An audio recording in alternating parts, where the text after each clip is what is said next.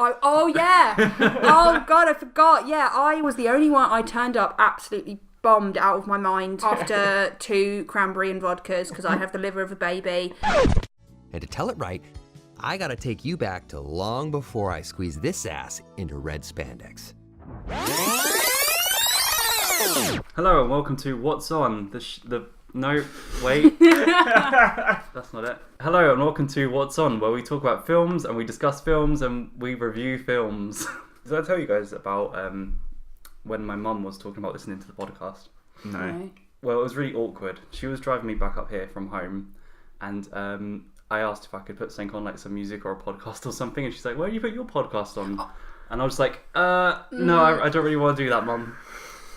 I just thought, I don't want you to hear it. Well, I do. I want you to hear it and support me because you love me. But yeah, it's not in front of me. My mum listens, but not in front of you. I'd be cool with listening to it with my mum. I know what's going to happen, so nothing will shock me. So it's just if she plays in front of me, I'd get really awkward every time I heard my voice. Even if she's wearing headphones, I'd be like, I know what you're listening to. This is uncomfortable. Today we're talking about Deadpool 2, which we've just seen. This one is actually a different director, which I'm not complaining about because this second film I think is a lot better than the first one. I think it's funnier. It's visually nicer. It's a lot more brighter and colourful. Yes, you thought it was the first one was a bit more dingy and grey, and actually having watched it back, I think you're right, but I also think that's because there's then again the second one's quite urban, but the first one there's a lot that he spends a lot of time around grey buildings. The only time there's real pop colour is when he's at the mansion or he sees Vanessa. She's quite colourful. So I haven't read into the subject too in-depthly, but I know that the director of the first film, there was creative differences, which is why he didn't do the second one. I'm not too sure what it was that happened there, but I liked what the new director did. I liked that it was more colourful and prettier. I think this must be a very difficult film to direct because, and I'm not saying that maybe Ryan Reynolds is a diva or anything like that, but I get the impression that this is something he's wanted to do for a very, very long time. This is actually his baby, and maybe he's not going to do a John Krasinski with A Quiet Place and direct it himself. He doesn't feel confident enough to do that. So you need to give someone the reins who has that expertise, but it's actually Ryan Reynolds' baby. So it must be difficult for a director to have to take the back seat. Yeah, it's probably quite difficult to direct somebody to do a role that is essentially... He's born for that role. I mean, fucking hell, Deadpool himself in the comic book says, if I'm ever in a film, I want Ryan Reynolds to play me. So I have my 2 big grievances with the film. I want to start with them. Okay, let's get into that. Because I just want to get it out of the way. First of all, the Colossus Juggernaut fight. Mm-hmm. It's cool to see Juggernaut. I like Juggernaut, but that fight was shit. Colossus looked horrible throughout that whole fight. In the first one, he looks more like metallic and shiny, and then during that fight, he just looked silver. Yeah, I have to agree with that. The CGI was really lackluster in that particular scene. When you compare it to the fight that he has in the first film with Angel, he looks the exact same the whole way through that film. Yeah, they don't. None of his like monochromatic shit gets messed with. Like, he still stays shiny. He looks the same colour. In that fight, he looked taller, more slender, and, a grey that wasn't shiny. Yeah. Like, a completely different colour to how he looks in every other shot in the film. Which is a little bit disappointing and a bit distracting from the fight. Yeah, I did much, having watched the first one again, I did much prefer his fight with Angel. It seemed more, it was less about brute strength with Angel and far more about actual fighting and thinking and strategy versus Juggernaut. That's just, I'm the only one who can even stop you moving even slightly. So it was that, it's just about a brick wall, brute force. But I actually, do you know what, I really do agree on reflection. He wasn't as, that shine had gone. They still kept that in the first one though, so I don't understand why they just do that. the second time, but even Deadpool himself says, "Oh, we're going to see a big CGI fight." Yeah. The whole fight is CGI. Even Juggernaut's CGI in that fight, and you can tell that Juggernaut's CGI in that fight as well, because his skin looks a little bit pinker and his face in the thing, it just looks like someone's photoshopped it and just, when you're a kid and you're in Microsoft Word and you just grab either side of the picture and pull and it just kind of elongates it. That's what his face looked like under the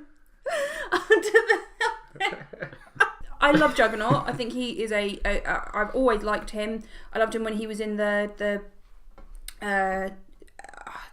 cartoon I used to watch as a kid, the X-Men.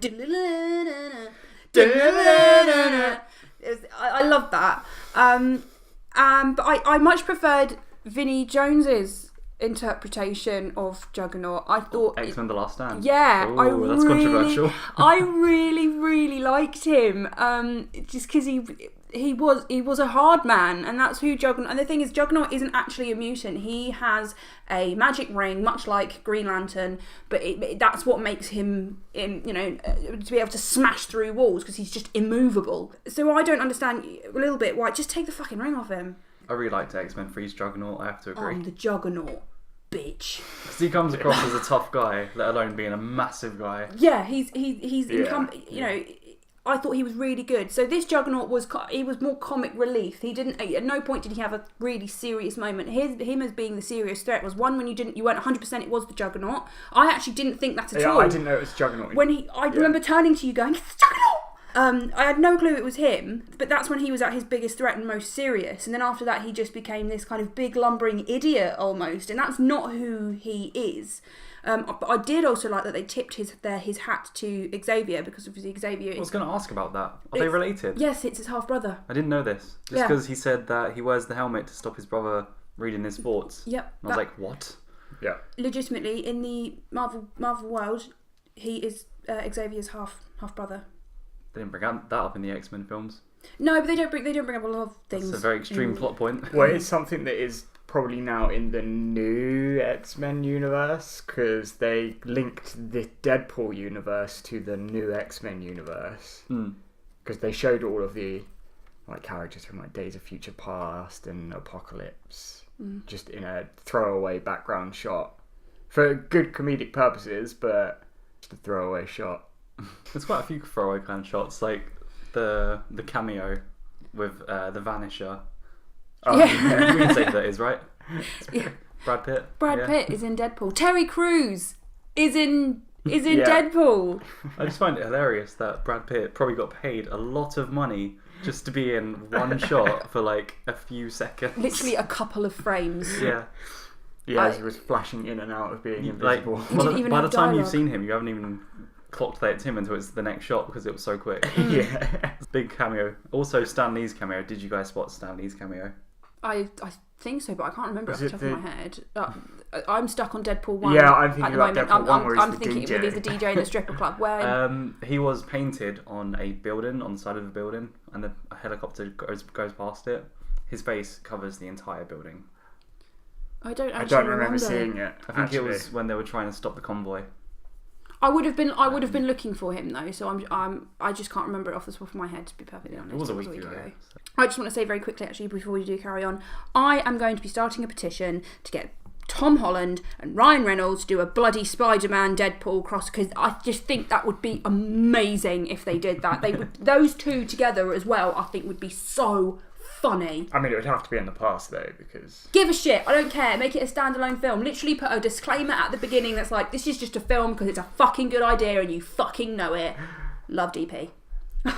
It's such a shame that these things can't And happen. SM. It could happen if it was like an animation or something. It's just live action gets a bit licensey, doesn't it? Yeah, they can't be in the same universe because Sony still owns all of the X-Men, which does include Deadpool. And they still own Venom as well, so all of those characters can't be used in the MCU. Yeah, and the still MCU technically owns own- Spider-Man, but not some villains. Yeah.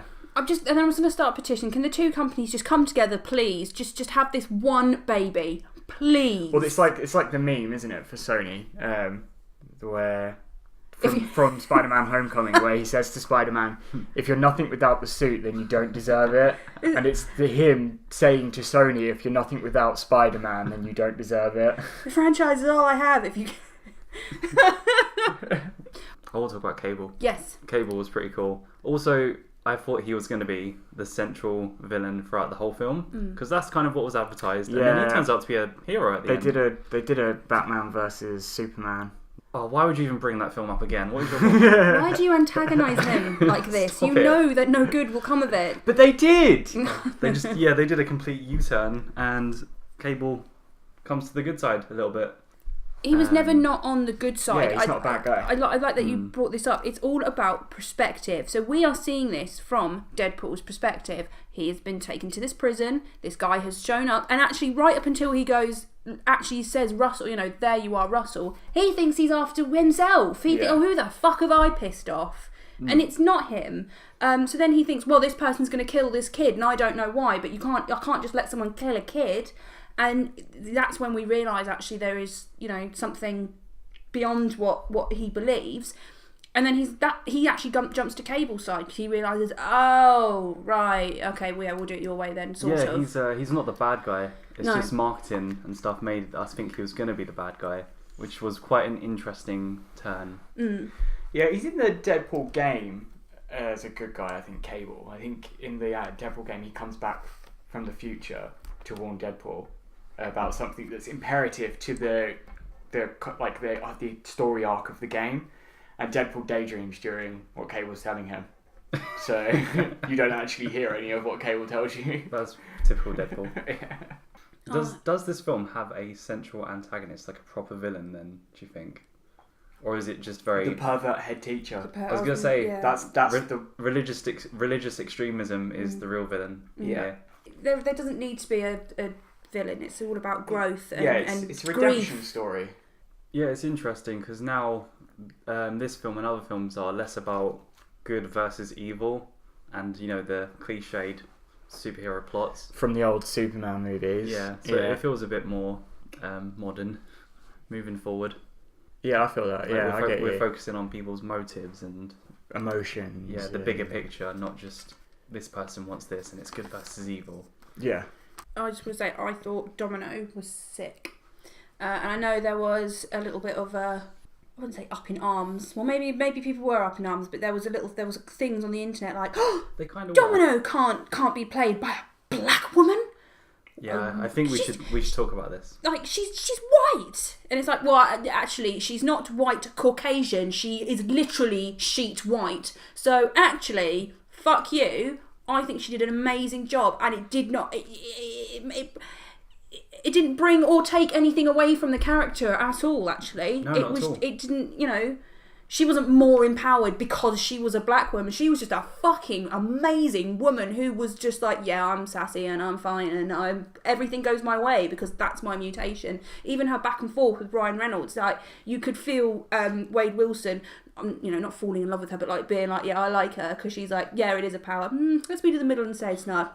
It is. I like her. She's got girl balls. Yeah, she is really cool. I think it's important to talk about this though because for a white person to be like, this is blackwashing, I think that's very rich. Oh, it's just very, very rich, considering that white people have been playing people of colour for a very long time and really effing that up. So it is really rich for a white person to say that. I think any role in which a person of colour is playing and getting some power from that, like all the power to them. But no, I like that she had the white square on her eye. I thought she looked great, and she rocked it as well. And I saw her interview. I cannot remember her name. She's got a very interesting name, and she was just lovely. She was just really nice. Yeah, her character's really cool. She's very cinematic. Zazie Beetz. Zazie Beetz. Is that her name? Yeah. Nice. Yeah. Deadpool says that she can't be cinematic, but she's very cinematic. Things are just flying around her. Yeah. Luck isn't a superpower. It is. Like when the convoy just flips over itself and she comes flying out of it and just falls into an inflatable kind of panda car sales thing. Meanwhile, Deadpool has his head switched around and has to click it back.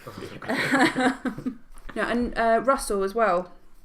I liked his character. I felt awful for him, obviously being in that horrible school, and obviously that actually brings us slightly back to Domino, because she comes in and goes, I know why I'm in this car now. It's her lucky day. She gets to go back to the place where she was tortured. Yeah. Yeah, she discovers her destiny. Yeah. And what she was set out to do on that adventure. And that's kill cool. a bunch of people. She has no idea what she's going to do. She literally just lets luck take her where it needs to go. And that's, why are you here? I don't know. I'll find out.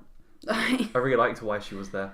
Fate brought her back to the school where she was tortured, and she killed all of them. I loved it. And saved the kids. Now I need a bus, and the bus just comes through the fucking it's great. That'll do. Domino plus visual comedy just blends together perfectly. Yeah, I really do hope there's more of her. I hope they do continue the X-Force, which is actually a legitimate force that is actually in control of Anne Cable in the comic books, but I'm not going to go into that now. I hope they do continue it, because I thought she was fantastic. I would love to see more of her. I would actually be happy to see a film of her alone. That would just be like a completely cinematic film, that she's got an overpowered superpower. Yeah. She's lucky. So Cable still manages to hurt her, but obviously she's not gonna die or anything. She's not gonna get killed by him. No, she's too lucky to die. But it's good to know she's vulnerable still. See, the thing is for her is she'd get shot and it would go straight through and through, not hit anything. That's how she would be lucky. So she gets the best of a bad situation. Yeah, always. essentially every time. They definitely did her justice. I feel like they didn't do a very good job with Negasonic Teenage Warhead. Is that her name? Yes. She's really pointless in this film. Why did they even bring her back? What was the point? She doesn't do anything. Yeah. What does she do? She helped save Colossus at the end of the fight. Yeah, she was. Yeah. They didn't write her very. They did not write her very well in this, which is a shame, because they wrote her very well in the first one. I guess it's because she is the trainee of Colossus. That's her kind of X-Man partner. I did like the fact that obviously she had her girlfriend Yuki, I think it was, and obviously you've got this back and forth because Deadpool really likes Negasonic Warhead. Hi Wayne. Hi Wayne. Hi Wayne. Hi, Yuki. Hey Yuki. Bye Wayne. And obviously it irks her that he gets along with her so well, and you can also kind of tell that they have these. Why do you hate him so much? I just do. Okay. I just go back to the first film. She has the best line that I'm shocked they didn't repeat for the second film, because there's a lot of stuff they repeat in the second film, like the starting in the middle of the film and jumping around, but the "fuck your old" line, because they pull a lot of stuff back, right? So, I'm trying to think, there's something else they do. The Indian fella, don't remember his name. The taxi driver. The taxi driver, yeah. He's amazing. What's his name? Dopinder. Him and Deadpool's conversations essentially mirrored from the first two films, from the first film. Except now he has a taste for blood. Yeah, except now he's a murderer. So. Oh, I love Dopinder. I think Deadpool's relationship with Dopinder and his relationship with Colossus are so great, because they kind of show his more gay side. And in the comic books, he's not straight. He's not. He's up for anything. He's married a hippo alien before. Legit. He has. Yeah. So.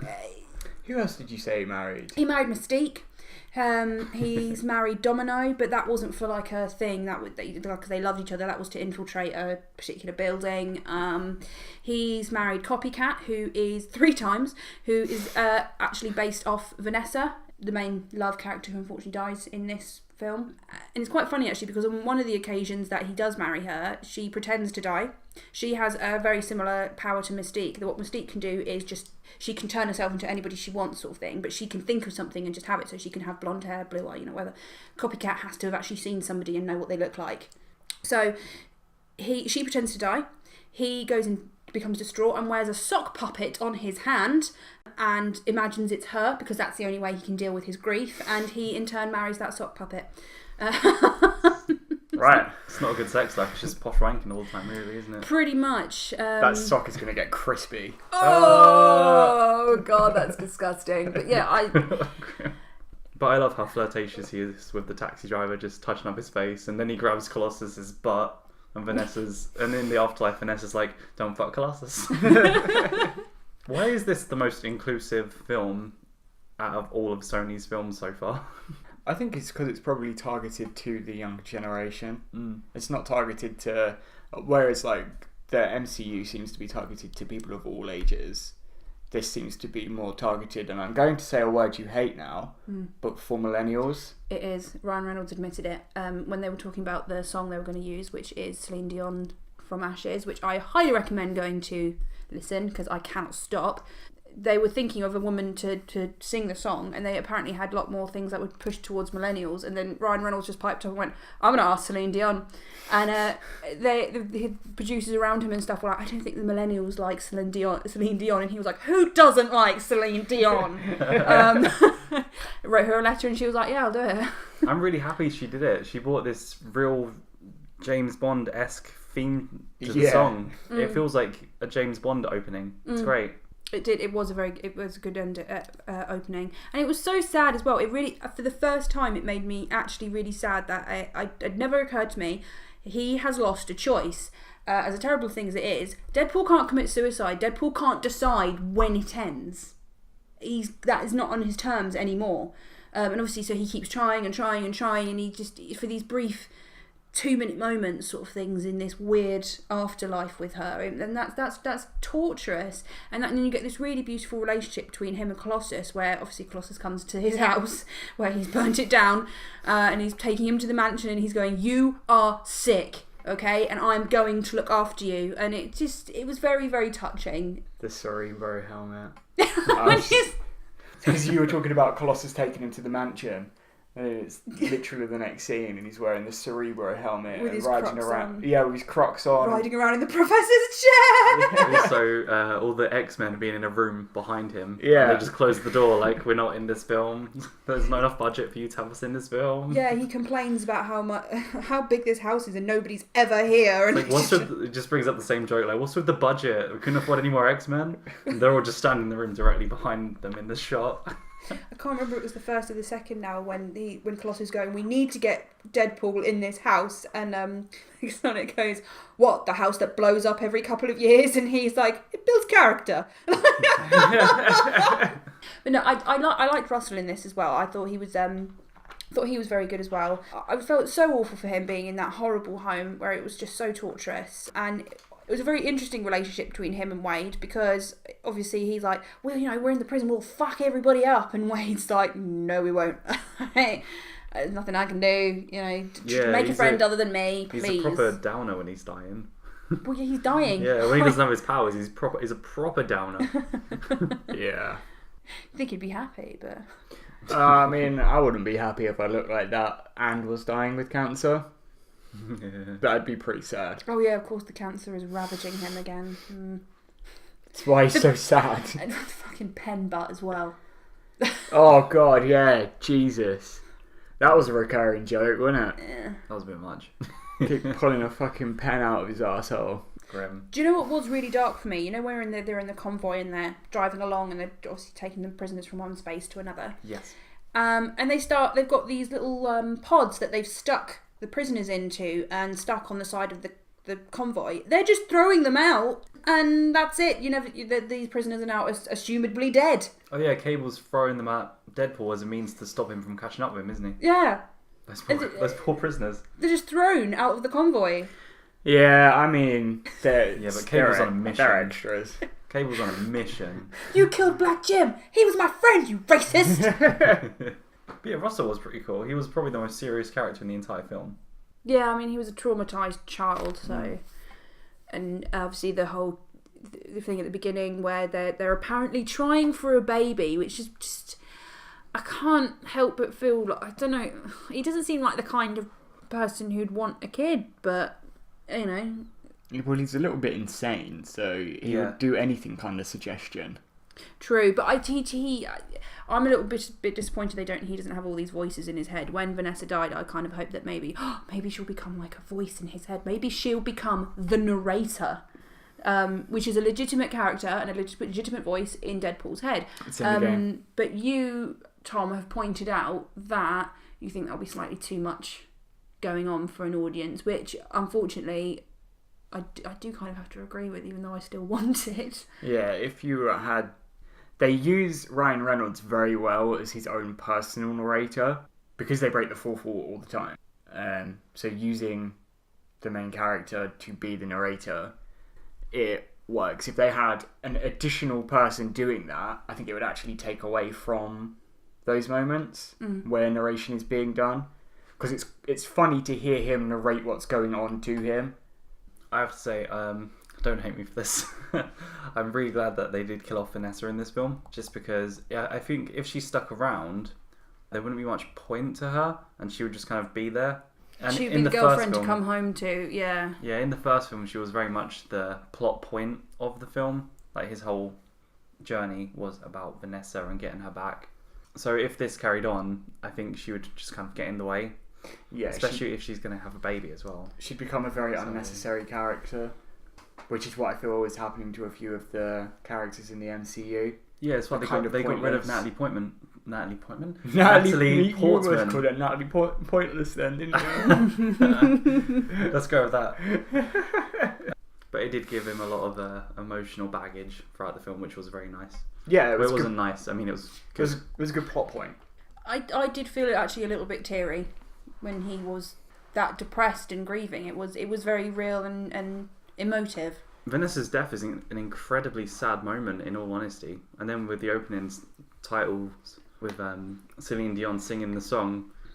Yeah, and having never heard that song before, I was probably like, what the hell is this? It's so sad. And they even have the titles reflecting, like, in a really meta way, what's happened. Like, directed by, did they really just kill her? Yeah. I'll be honest, it was funny. Didn't give a shit that they killed her off. She was a good plot point for the first movie, and she was a good plot point for the second movie, but the character is just some hussy. Yeah, I'm glad they realised that they were done with her and that they could move past it. And now there's a lot more interesting characters. And he can actually move on now, because she said, one day we'll be back together, but now's not your time. It's very well written. It was a really sweet moment at the end. And then right in the end, Cable reverses time and brings him back to life. And he could have, moved on and gone to the afterlife, been happy with Vanessa, and Cable's like, nope. Nope, you come back. But then they wouldn't be able to continue the franchise if he didn't do that, so... I think it's one of those things where they're like, oh, let's throw everybody off and make them think that we're going to kill Deadpool off and not do any more Deadpool films, because it's a good way to bring people's emotions down and then instantly be like, oh, we're just kidding, Cable's going to use his time machine to stop it from happening. I was really surprised that he did that, in all honesty. I don't know why he did that. I loved the post-credit scenes as well, where he was using the time machine to go and right the wrongs of the past. Yeah. Whether they were wrongs in the film or wrongs of the filmmakers. Or wrongs of the real world, aka Green Lantern. Oh god, yeah. Yeah, him shooting himself holding the Green Lantern script. Very meta. Good. He saves his girlfriend and he kills Deadpool from X-Men Origins Wolverine, because that should never have happened. That should never have happened. What the fuck? Speaking of that, though, if you know the lift scene where you first see him and he's got the Ryan Reynolds in that role did the best he could, but he was told he had to put that stuff on, and and why would you give up the opportunity to play somebody you really really want to with with Hugh Jackman and all these people slate him for it, but it wasn't actually his choice, and he made the best of a really shitty situation. He was a good Wade Wilson. Yeah, terrible Deadpool. What were they thinking in that film? Yeah. What were they thinking? I don't know, because why would you shut Deadpool up? The whole point of Deadpool, he's a nattering fucking imbecile. He's everywhere. Yeah, nowadays if someone was like, we've got Deadpool in this film, we're going to take his mouth away, everyone would lose their shit. They're like, what are you doing? Get out of the room. It's a stupid way to introduce, because I'm sure there are a lot of people who didn't even know that Deadpool is always written in. I hadn't heard of Deadpool before that film. There you go. To have Deadpool like that is just like, that's so... Don't silent wash him. And the good thing about the Deadpool films is that they will reflect what the people are saying, because they're very meta. So he goes back and kills old Deadpool. I love it. Yeah, it's done now. We've finished with this. He's like, he knows that we didn't like. No one liked that. I feel like that happens a lot in the X-Men films. You're like, oh, why? Why have you done this? having not read any of the X-Men comics before watching that film, I thought that was a good film. But I hadn't read any X-Men comics, so my X-Men exposure was the X-Men movies. I fucking love the X-Men. I just wish I could be one. The X-Men universe, which includes Deadpool, does have a lot of hit and misses. Yeah. I wonder if Venom is going to be included in that entire universe as well. Because it's a Sony film. Yeah, because I wondered if the Amazing Spider-Man was going to be part of the X-Men universe as well, but I guess not. Like, he seemed to be very self-contained. But we're getting off topic. But yeah, generally, I liked this film a lot more than the first one. I did like the first one, but yeah, this one was really good. The pacing was great. It was funnier. It was definitely funnier than the first film. I can totally agree with that. I laughed a lot more watching this than I did the first one. Yeah, I would love to go and see one of the last screenings of Deadpool so I can actually laugh properly, because there was a lot of times where I was stifling myself, because as you two know, I've got a very big, loud kind of bah laugh, and I had to stifle it in the cinema, and I was actually a bit gutted. Particularly when I'm the only one who lets out a ha! In all fairness, you were a little bit drunk. Oh yeah!